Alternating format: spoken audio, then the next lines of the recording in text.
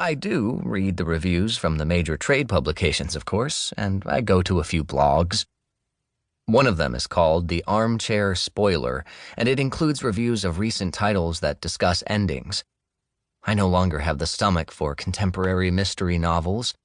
Sometimes I reread a particular favorite from my childhood, and I find the book blogs indispensable. I suppose I could be honest, tell people that I've lost interest in mystery novels, that I primarily read history these days, poetry, before I go to bed, but I prefer to lie.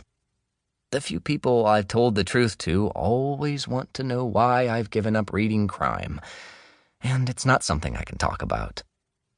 I sent Margaret Lum away with a used copy of Ruth Rendell's Shake Hands Forever that she was 90% sure she'd never read. Then I ate the lunch I'd packed, a chicken salad sandwich, and was just about thinking of calling it a day when the phone rang. "Old Devil's Bookstore," I answered. "Is Malcolm Kershaw available?" A woman's voice. "Speaking," I said. "Oh, good. This is Special Agent Gwen Mulvey of the FBI. I'd love a little bit of your time to ask you a few questions." "Okay," I said. "Is now good?" "Sure," I said, thinking she wanted to talk on the phone, but instead she told me she'd be right over and disconnected the line. I stood for a moment, phone in hand, imagining what an FBI agent named Gwen would look like. Her voice on the phone had been raspy, so I imagined her to be nearing retirement, an imposing, humorless woman in a tan raincoat.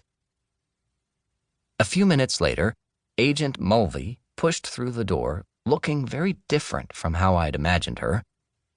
She was in her 30s, if that, and wearing jeans that were tucked into forest green boots, plus a puffy winter jacket and a white knit hat with a pom-pom on it. She stomped her boots on the welcome mat, removed her hat, and came across to the checkout counter. I came around to meet her, and she reached out a hand. She had a firm handshake, but her hand was clammy. "Agent Mulvey?" I asked. "Yes, hi."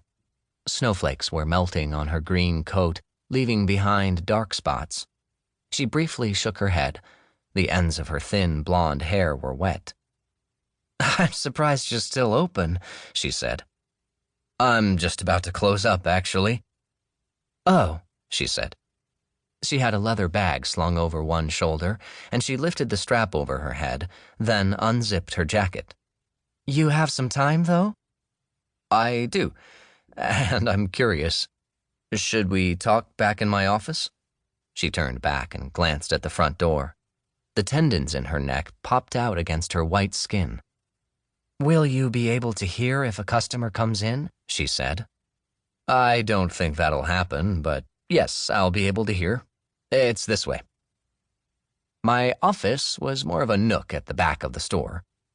I got Agent Mulvey a chair and went around the desk and sat in my leather recliner, its stuffing bulging out from the seams. I positioned myself so that I could see her between two stacks of books. "I'm sorry," I said. "I forgot to ask if you wanted anything. There's still some coffee in the pot." "No, I'm fine," she said, removing her jacket and putting her leather bag, more of a briefcase, really, on the floor by her side. She wore a black crewneck sweater under the coat. Now that I could really see her, I realized it wasn't just her skin that was pale. It was all of her. The color of her hair, her lips, her eyelids, almost translucent.